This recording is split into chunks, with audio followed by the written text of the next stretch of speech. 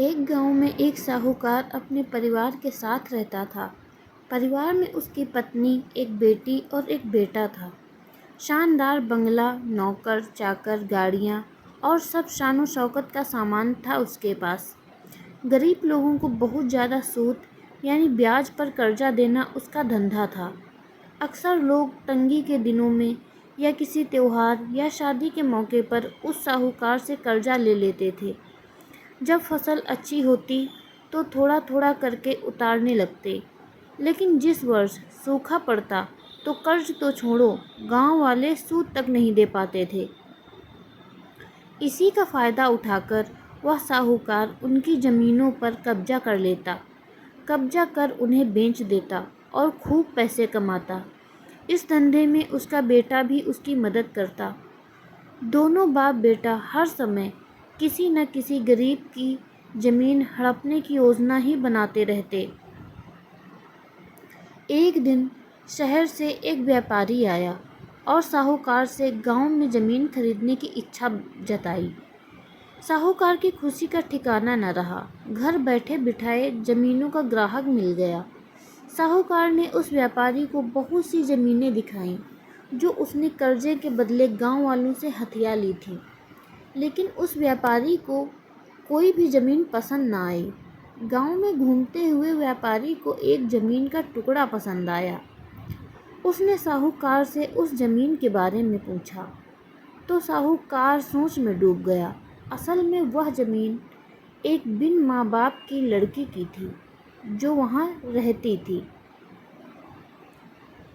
उस लड़की के माँ बाप ने साहूकार से 20,000 का कर्जा लिया था, मगर उसे चुकाने से पहले ही उनकी मृत्यु हो गई।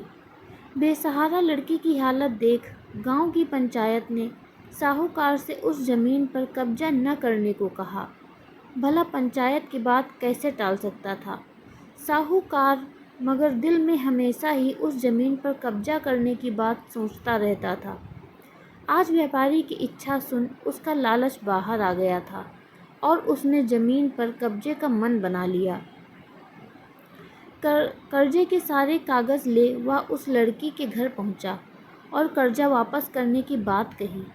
जब लड़की ने अपनी दुर्दशा बताते हुए और समय मांगा तो साहूकार ने कब्जा करने की धमकी दी। कब्जे की धमकी सुन वह लड़की पंचायत के मुखिया के पास गई और उसकी ज़मीन को बचाने की दुहाई लगाई। सारे गांव में यह बात आग की तरह फैल गई कि साहूकार उस बेसहारा की ज़मीन पर कब्जा करने वाला है। यह बात उड़ते उड़ते साहूकार की बेटी के कान में पहुंची। अपने पिता के लालच की बात सुन उसके मन में बहुत दुख हुआ। उसने अपने पिता से इस बारे में बात करने की कोशिश की, लेकिन साहूकार को तो सिर्फ बड़ा मुनाफा ही दिख रहा था। उसे बेसहारा लड़की की दुर्दशा या अपनी बेटी के निवेदन का कोई असर न हुआ और उसने उस ज़मीन पर कब्जे का ऐलान कर दिया। साहूकार की बेटी ने भी जिद पकड़ ली कि उस लड़की की ज़मीन पर कब्जा न होने देगी, पर अपनी एक न चलती देख उसके दिमाग में एक योजना सूझी।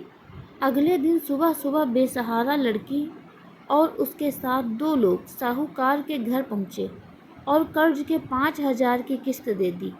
साथ में यह भी कहा कि 3-4 महीनों में कर्ज के बाकी रुपए भी उन्हें मिल जाएंगे।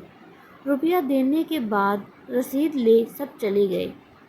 चूँकि अब किस्त मिल गई थी, इसीलिए पंचायत ने भी कब्जा नहीं करने दिया। साहूकार बहुत परेशान था कि आखिर उस लड़की के पास इतना सारा रुपया कहाँ से आया। कल तक तो वह दाने दाने को तरसती थी और आज 5,000 रुपये दे गई। बात समझ न आने पर उसने गांव वालों से भी पूछताछ की, लेकिन कोई भी रुपयों के बारे में नहीं जानता था। कुछ दिनों बाद वह लड़की फिर से 2 गांव वालों के साथ आई और कर्ज की बाकी रकम चुकाकर रसीद और कर्ज के सारे कागज़ ले लिए। साहूकार परेशान हो गया कि आखिर इस लड़की के पास इतना धन आया कहाँ से। इस तरह कुछ दिन और बीत गए। एक दिन साहूकार को खबर मिली कि उस बेसहारा लड़की ने अपनी ज़मीन बेच दी है। कुछ कर तो सकता नहीं था, लेकिन उत्सुकतावश जाकर देखा तो ज़मीन पर एक बोर्ड लगा था। उस बोर्ड पर ज़मीन के मालिक का नाम देख साहूकार की मानो सांसें रुक गई हों। मालिक के नाम के आगे लिखा था उसकी अपनी बेटी और उस लड़की का नाम।